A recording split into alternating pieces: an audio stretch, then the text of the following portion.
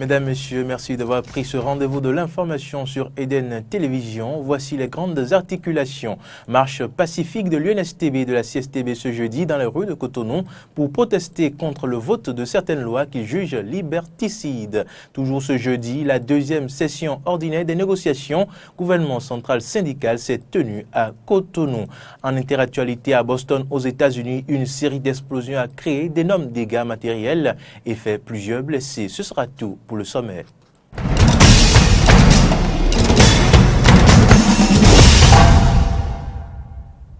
Bienvenue à toutes et à tous si vous venez de nous rejoindre. La deuxième session ordinaire des négociations gouvernement central syndical s'est tenue ce jeudi à Cotonou.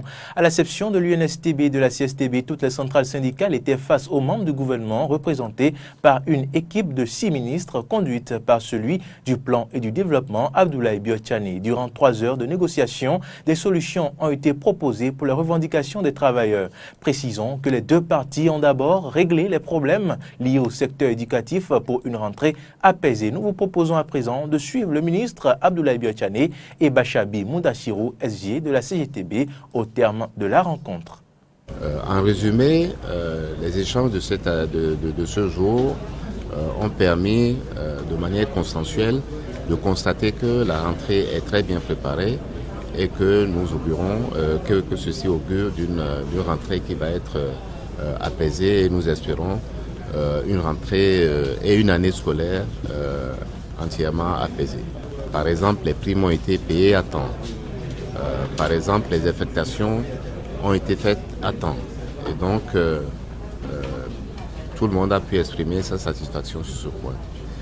Je veux dire aussi que, sur ce qui concerne les enseignants vacataires, les mesures ont été également prises pour que non seulement ils puissent être payés à temps, mais pour que le décret et les arrêtés qui concernent ce personnel-là puissent être appliqués avec la souplesse requise, cette souplesse qui a été prévue par les tests et qui permettra dès la rentrée de payer, d'améliorer les conditions de paiement de ce personnel-là. Et donc, beaucoup de vacataires seront cette année mieux payés que l'année dernière. À l'issue des travaux, on peut dire simplement que cette session a été exclusivement consacrée à obtenir une année apaisée, une année scolaire apaisée. Et donc les questions sensibles du secteur de l'éducation ont été abordées. Deuxième chose qu'on peut retenir, c'est que en ce qui concerne tous les autres agents de l'État, nous avons convenu avec les membres du gouvernement de convoquer au plus tôt une session extraordinaire pour que l'ensemble des questions relatives aux agents de l'État puissent être abordées. Les engagements pris sur les arrêtés par le gouvernement, ces engagements-là ont été tenus. Et en ce qui concerne la date de prise d'effet, je crois qu'on a convenu avec le gouvernement que ce soit pour toute l'année 2018, donc à partir de janvier. La situation des vacataires va connaître une évolution à partir de cette année. On n'avait pas jusque-là posé une condition pour les reprises. Nous avions l'année écoulée, avec l'engagement des uns et des autres, essayé de sauver les meubles pour que nous puissions valider l'année, même si les résultats sont restés catastrophiques. Et à cette date aujourd'hui, nous n'avons pas encore changé d'avis sur ce que va être une année scolaire. On parlait à l'instant de la Confédération syndicale des travailleurs du Bénin, CSTB, et de l'Union nationale des syndicats des travailleurs du Bénin, UNSTB, absents en négociation gouvernement-syndicat. Eh bien, eux étaient dans les rues de Cotonou avec plus d'1 millier de travailleurs. La marche qui a démarré de la Bourse du Travail a échoué à l'Étoile Rouge sans incident. Elle avait pour objectif de dénoncer la limitation du droit de grève à 10 jours par an, votée la semaine dernière par le Parlement. Suivant un extrait des déclarations du secrétaire général de la CSTB suivi d'un citoyen. C'est la démocratie. Oui. La sauvegarde des libertés. C'est la sauvegarde de nos acquis en tant que travailleurs, en tant que jeunes, en tant que femmes, en tant qu'artisans, en tant que démocrates tout court.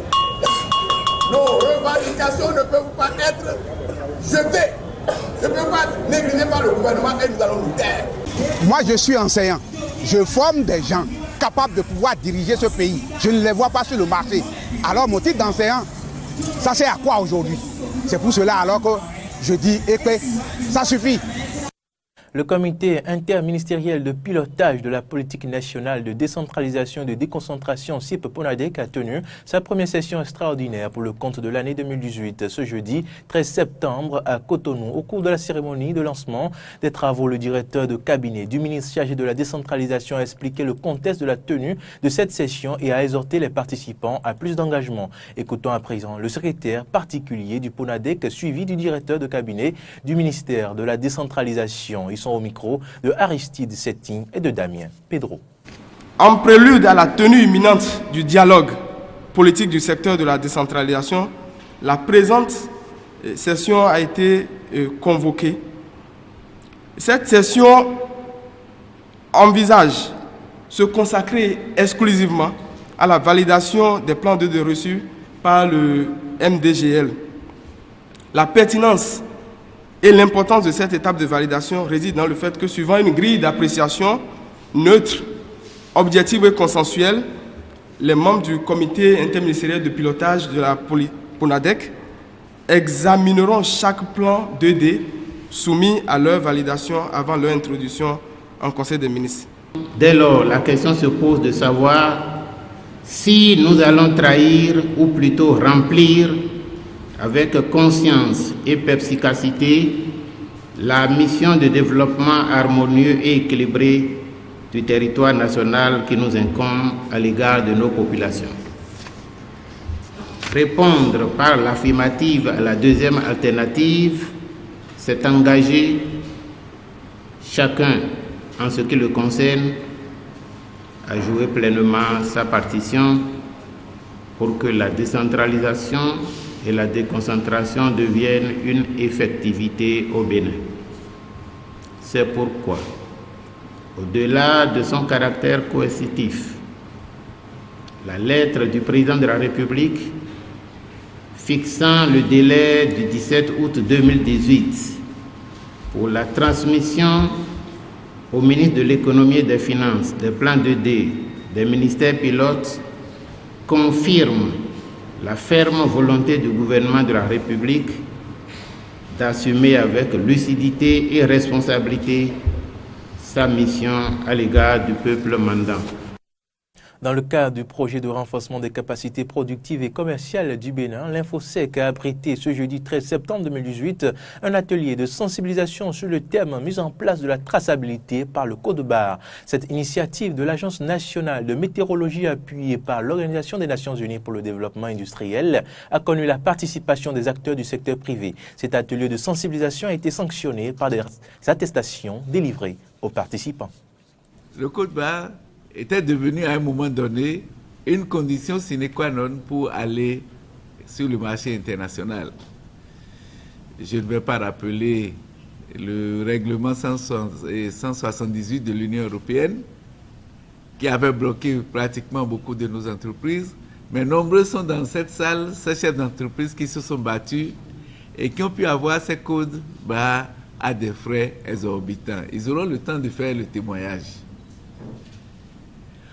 Aujourd'hui, je voudrais particulièrement remercier le chef de l'État, à travers lui tout son gouvernement, parce qu'en adoptant le 11 juillet 2018 la politique nationale qualité, un accent avait été mis sur la mise en œuvre de la loi sur la protection des consommateurs. Et un élément fondamental de la loi sur la protection des consommateurs, c'est l'article 11 qui demande que sur tous les produits qu'il y ait un marquage, qu'il y ait des consignes pouvant permettre de savoir, de connaître la traçabilité des produits. Aujourd'hui, nous vivons un événement particulier, un événement heureux parce que nos opérateurs économiques auront désormais la possibilité d'avoir le code-barre ici au Bénin à un prix leur permettant d'être non seulement concurrentiels sur le marché mondial, mais aussi de rassurer davantage les consommateurs que nous sommes. C'est pour cela que je voudrais personnellement les inviter à ne ménager aucun effort pour pouvoir prendre la chose et en faire leur affaire personnelle. Parce que au plan mondial, le code-barre, c'est une affaire du secteur privé. Mais l'État béninois à devancer à travers l'ANM qui va prendre le devant pour vous organiser et vous permettre de mettre en place le Bureau national de Côte-Barre ici au Bénin. Séance de sensibilisation et d'information à la préfecture de l'Atlantique ce mercredi 12 septembre 2018. Le préfet Jean-Claude Kodia a rencontré les différents acteurs impliqués dans le commerce de l'essence frelatée au Bénin. Objectif, jeter les bases d'une franche collaboration en vue d'une lutte efficace et humaine contre ce fléau. Carole Olaye et Damien Pidro étaient là-bas. Plus de circulation anarchique dans un futur proche des bidons d'essence de contrebande au Bénin. Un vœu très cher au chef de l'État, mais également au préfet de l'Atlantique, qui a convié tous les acteurs impliqués dans cette lutte à une séance d'information et de sensibilisation à la préfecture d'Alada. Au cœur de cette rencontre, le projet d'organisation de la distribution des produits pétroliers par des mini-stations au Bénin. Une initiative qui prévoit la construction de 20 000 mini-stations d'ici avril 2019. Il s'agit des questions de sécurité et de santé, mais également des questions d'une meilleure répartition des stations d'essence sur le territoire national pour permettre à la population de s'en procurer aisément. Les maires des différentes communes de l'Atlantique, la police républicaine, la douane, les vendeurs et les transporteurs sont les différents acteurs qui doivent chacun jouer leur partition dans l'aboutissement de cette réforme du gouvernement de la rupture. Je crois que les thèmes de référence sont bien définis. Chacun doit rester dans son rôle. Et je crois que la police est sous l'autorité du préfet. Et nous avons délégué cette autorité au maire. Et je crois que ça devrait bien fonctionner. On doit pouvoir collaborer et s'écouter pour que ce projet cher au chef de l'État réussisse pour le grand bien de la population. Les inquiétudes et les éventuels obstacles ont été donc identifiés et pris en compte. Les zones qui ne sont pas encore loties, il va se poser des problèmes, mais c'est pourquoi on a dit on se met ensemble et on descend sur le terrain pour aller voir. Et sur la base donc des projections, nous allons voir vraiment là où nous devons mettre. Donc je crois que ce ne serait pas des problèmes qui vont bloquer le projet, c'est des questions que nous allons aborder de façon pratique. Il n'aura plus donc de passage fluvial. Il faut que tout passe par terre et que ce serait après donc le dédouanement de façon formelle que ça va passer. Nous allons pouvoir nous organiser pour qu'il n'y ait pas de remous, qu'il n'y ait pas de désordre, qu'il n'y ait pas de contradictions inutiles au niveau de notre pays. Parce que nous n'avons pas de station qui puisse couvrir toutes nos localités. Tous les vendeurs grossistes et détaillants sont donc invités à se faire recenser dans les communes pour une réussite du projet. Par ailleurs, le préfet Jean-Claude Kodia n'a pas manqué de réitérer la volonté ferme du gouvernement à mettre un terme à la commercialisation anarchique de l'essence frelatée, communément appelée paillot. Le Conseil des ministres s'est réuni ce mercredi sous la présence effective du chef de l'État. Plusieurs grands dossiers ont été examinés. On note entre autres la création du comité chargé de la coopération muséale et patrimoniale entre la France et le Bénin. Il a également été question au cours de cette réunion de traiter des conditions d'ouverture et de déroulement d'enquêtes techniques sur les accidents et incidents d'aviation civile au Bénin. Écoutons à présent le compte-rendu du ministre des Sports, Oswald Omeki. Au titre des mesures normatives, création, attribution et composition du comité chargé de la coopération muséale et patrimoniale entre le Bénin et la France. Le 26 août 2016, le Bénin a officiellement porté devant la République française une requête visant la restitution des biens culturels issus du patrimoine national et se trouvant dans plusieurs musées et collections français.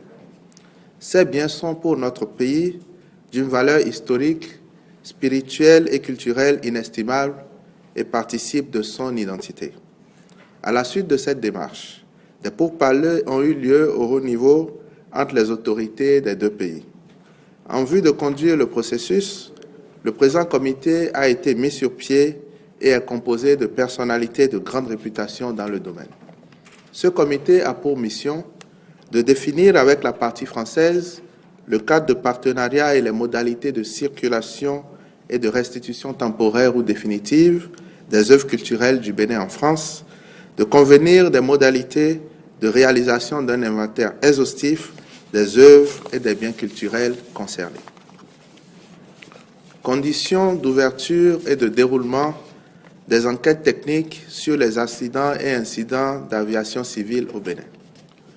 Le Conseil des ministres a adopté ce décret qui définit les modalités d'enquête sur les accidents et incidents d'aviation civile survenus sur le territoire ou dans l'espace aérien béninois.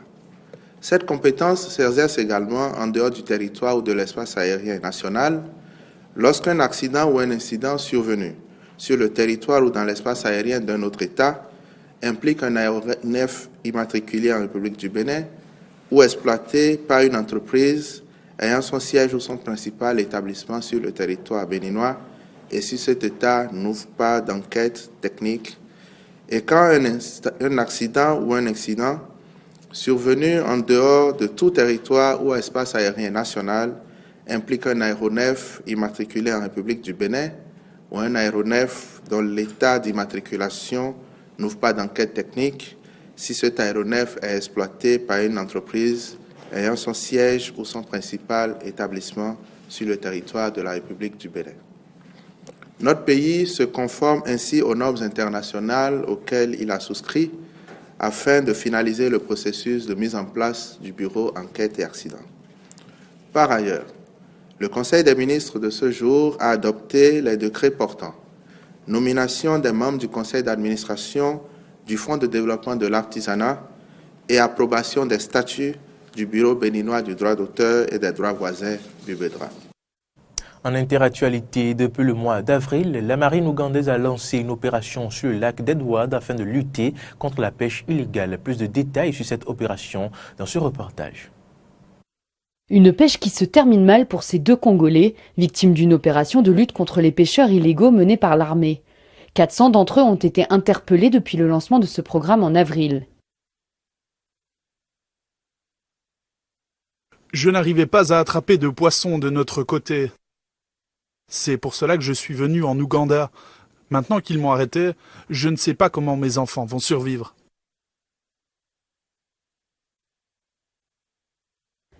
La République démocratique du Congo possède les 3/4 du lac Édouard, mais la pêche non régulée dans l'est du pays a épuisé les stocks et ces pêcheurs s'aventurent de plus en plus dans les eaux ougandaises. Conséquence, le président Museveni a mobilisé ses soldats. En juillet, les forces armées des deux pays se sont affrontées sur le lac, faisant 5 morts, dont 2 soldats ougandais.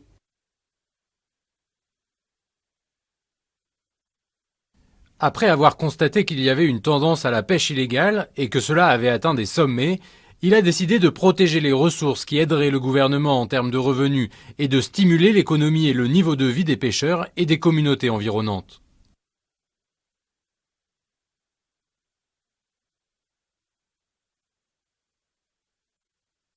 L'industrie de la pêche représente 3% du PIB de l'Ouganda et emploie plus de 700 000 personnes. Et sur l'eau, la compétition pour attraper le plus gros poisson est féroce.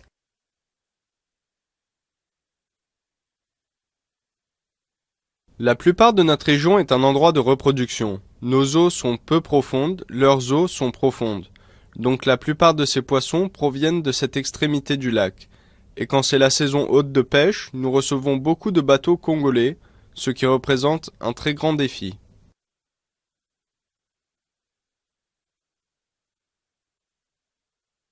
Des enjeux importants donc dans une région où tout le monde vit de l'industrie de la pêche. Le tout est d'éviter que ces frictions n'exacerbent encore plus les tensions entre les deux pays. À présent, nous vous amenons à la découverte du Fanurona. Il s'agit d'un jeu de stratégie semblable aux échecs qui se pratique depuis des décennies à Madagascar. Très complexe, mêlant sagesse ancestrale et mathématiques.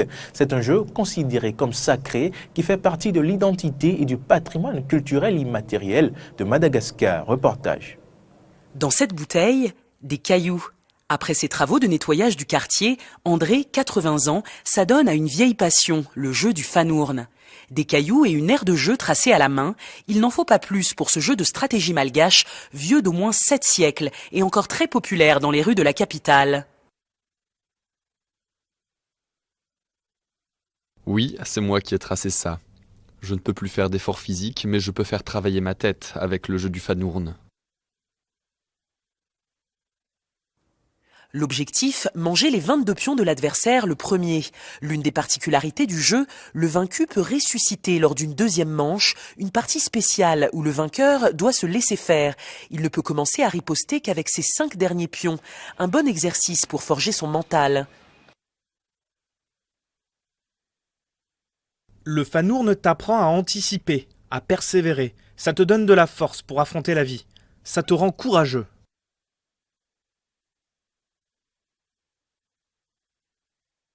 Plusieurs chercheurs comme Eris ont étudié le Fanourne. Selon eux, le jeu a une dimension scientifique et spirituelle.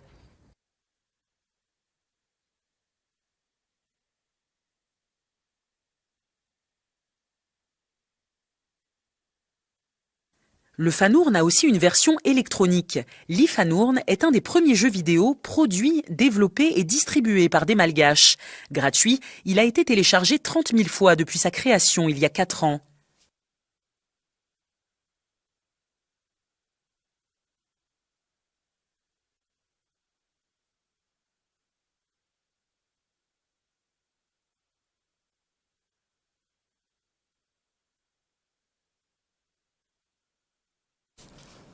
Série d'explosions au gaz dans des dizaines de maisons près de Boston. Les secours ont pour l'instant recensé 70 incendies, 10 personnes ont été blessées. Les autorités ont demandé aux habitants de 3 localités au nord de Boston, aux États-Unis, d'évacuer après ces explosions en Syrie qui seraient liées à une fuite de gaz selon la police de l'État du Massachusetts. Fin de ce journal. Merci de votre attention.